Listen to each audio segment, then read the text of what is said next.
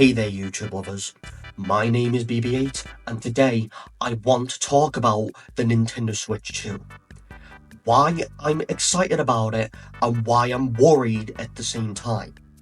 I am aware that a lot of people online have been hating on the Switch 2 mainly because of the costs, but I do think there is a few things I am excited for if you took the prices away from it. But I do think there is a few worries that I have about the console. I do think the Switch 2 could go either way. It could either be a flop like the Wii U or a sleeper hit like the 3DS. But at the end of the day, I do think the Switch 2 does have its drawbacks from what we've been hearing so far.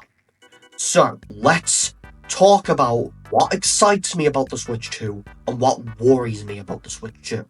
So, without further ado, let's get into it, shall we? The first thing that excites me about the Nintendo Switch 2 is the GameCube library. I do think the GameCube library is an exciting addition to Nintendo Switch Online because it's not through a third tier either. It's added to the expansion pack, which does add more value to it. And even though the GameCube library is not that big at launch, we still have F-Zero GX, Soul Calibur 2, and The Legend of Zelda The Wind Waker. And while the library that we're getting is not that big within the first year, that's okay, because at least we finally got GameCube on Nintendo Switch Online. I'm not expecting titles like Metroid Prime, Mario Kart Double Dash, or Paper Mario The Thousand Year Door to make it to the GameCube library in its first year, but I think mainly because of Mario Kart World and Metroid Prime 4 Beyond, and I don't think the Thousand Year Door will come either, mainly because of the Nintendo Switch remake. Personally, the GameCube library is a huge W for me because it's an underrated console, and I do think being able to play some of these GameCube games for the first time, I'm all on board for it. I'm just curious to know what games will come to the GameCube library in the future. Now, apart from the GameCube games, the games actually coming out for the system within its first year actually do look great. I don't agree with the prices, but we will get into that within the worries. But the games themselves actually do look really, really good. Mario Kart World looks peak. I don't care what anyone else says. It is the first Mario Kart game to come out in 11 years. And I do think they have pulled it off quite well, with it being kind of like Forza Horizon by having like a big world that you can explore within Mario Kart as well. And 24 races is quite insane, and I do think the tracks in it look really cool. And I didn't expect them to bring back some old tracks like Airship Fortress, Moo Moo Meadows, and Toad's Factory, and I'm not gonna lie, I do think some of the new races in it are meant to be there for jokes, but I do think are really funny. Does anyone want to play as the Moo Moo Meadows cow when it first comes out? Because that's what I'm doing. But what about everything else? Not Mario Kart. Well, Donkey Kong Bonanza looks really fun, being able to cause destruction to the environment and everything like that. The first 3D Donkey Kong game in 26 years. I'm on board. Kirby Air Riders, which we don't have footage for yet, neither do we have the footage for Hyrule Warriors Age of Imprisonment, but I do think the first year of the Switch 2 so far does look promising. Another positive I have with the Switch 2 so far is its strong third-party support. The Nintendo Direct did confirm that we were getting third-party games on the Switch 2, such as Street Fighter 6, Elden Ring, Final Fantasy VII Remake Intergrade, Split Fiction, Hades 2, and the one that did come to my surprise, Cyberpunk 2077. I did not think Cyberpunk 2077 was gonna make the cut, like, at all, mainly because of how power consuming the game is. Like, I'm not gonna lie. I'm gonna pick it up on Switch 2 anyway, just because I am really curious to see how it actually runs. And as someone who does play a lot of games beyond Nintendo, this might actually be a game changer for Nintendo platforms. Because the original Switch, while it doesn't have a good reputation in third-party support, I do think the Switch 2, thanks to its upgraded hardware, the games could actually run better on here. But I do feel like with some games like Street Fighter 6 being missing from the picture, actually might give it a chance on the Switch 2. And I'm not gonna lie, I've not even played Street Fighter 6 yet, so this might... And with the amiibo support, I might actually be convinced. HDR finally being introduced onto the Switch 2. I'm just really curious to see how this is actually gonna look on it. Because the colours from the trailer do actually appear to be really good on it. And it is promising that I've seen footage for games like Tears of the Kingdom, and I'm not gonna lie, it does look really good visually. And I'm not even gonna lie, Nintendo's art direction with their games is really good, but HDR is a way they can make it pop out even more than it already does. And another thing I would like to bring up is that I was really disappointed that Nintendo didn't go with the OLED screen for the Switch 2, but is HDR worth sacrificing the OLED? Well, we'll have to wait until June to find out. And the last thing that excites me about the Switch 2 is the backwards compatibility between Switch 1 games and some of them getting upgrades as well. Because from the Direct, we know that both Breath of the Wild and Tears of the Kingdom are getting upgrades. So is Super Mario Party Jamboree and Kirby and the Forgotten Land with more content. I've not actually played Kirby and the Forgotten Land yet, so I think the Switch 2 with its upgrade might actually be the right time to start playing it. But that's the key here though, isn't it? While we are getting upgrades for Switch 1 games, only 6 have been confirmed to get upgrades so far.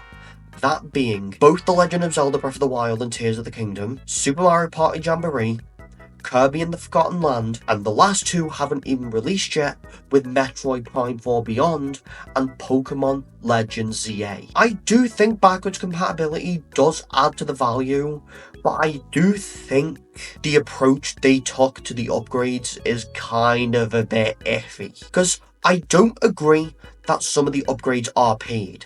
It's understandable if new content gets added to it, but just for like performance and stuff, I don't think it needs to be paid. And that's where the worries come in. My first worry about the Switch 2 is the battery life. I think one of the biggest concerns about the Switch 2 is the battery. Just because I have been hearing that 2.5 to 6.5 hours isn't that good at all. But you need to remember one thing. The Steam Deck does not have a good battery either. I don't have one. I just know this information through research. And if the battery on the Switch 2 isn't really that good, I do think the Switch 2 will not be an ideal console for traveling. I don't think the original Switch was perfect in battery life either, but the Switch 2, it's unpredictable what the battery life could be like here. And I do think,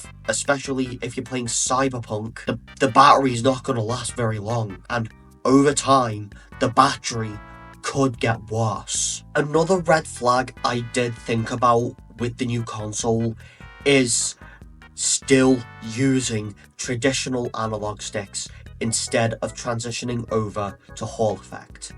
Especially because the Nintendo Switch did have a big problem with Joy-Con drift.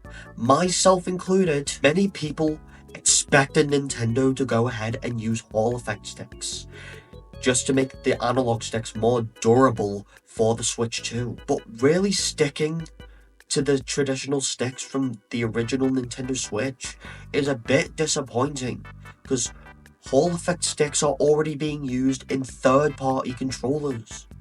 and they can get the resources to implement them, and I don't think it is fair that we have to go through another generation of sending Joy-Cons for repairs if the Switch 2 does have a similar situation as the original Switch. But at the end of the day, there's always a workaround with it, and that is taking your Joy-Cons apart and implementing Hall effect sticks yourself. If you know how to do that, of course. The continued use of game cards within the Switch 2 is another thing that does get me excited about it, but also the approach with third-party games does worry me a bit, because you have to like insert the game card into the system, and then you have to like download the game first before you can even play it. Yes, I get that's the case with the Series X and PS5, but I kind of don't get how that isn't the case with Mario Kart World or Donkey Kong Bonanza, where the whole game is just there on the cartridge and you can play it immediately once you put it in there. Like, I do understand with games like Cyberpunk, where the game is storage consuming, but I do think that game keycards are not really good for storage efficiency either, and I am just curious to see how the keycard system will work. Are you able to still access the game without the cartridge? Or do you need to put the cartridge in your system to even play the game at all? We'll find out when the Nintendo Switch 2 comes out, I guess. And finally, we get to the most obvious criticism of them all. The game prices. Like, a lot of people are hating on the Switch 2 for this reason. The game prices do vary depending on the digital and physical versions of the game. In the UK, the digital version of Mario Kart World is $66.99 and the physical version is $75. Like, I do not agree that physical is more expensive than digital. Like, I can make this one statement now: nothing can convince me to purchase a game digitally. Even if digital is the cheaper option, I'm not convinced. I like owning my games physically, and even though I don't like to dive into politics on my channel, I do think the Switch 2 will have a problem with the cost, with the tariffs going on. Yeah, I don't feel comfortable talking about politics on my channel, but that can have a bad effect on the prices if different countries don't come to an agreement with manufacturing. So yeah, I do have quite a bit to be excited about for the Switch 2, but just as much to be worried about it at the same time. I do think the Switch 2 could go either way. It could be a sleeper hit like the 3DS, or it could be a flop like the Wii U. I'm personally hoping for the best for this console, and I'm definitely keeping my expectations locked in. So guys, what did you think of my excitement and worries about the Nintendo Switch 2? And I want to hear from you. What are you excited and worried about for the Switch 2? So don't forget to subscribe to my channel, like this video, and turn your notification bell on so you don't miss another video like this one in the future. And I will see you all in a future video. BB8 out.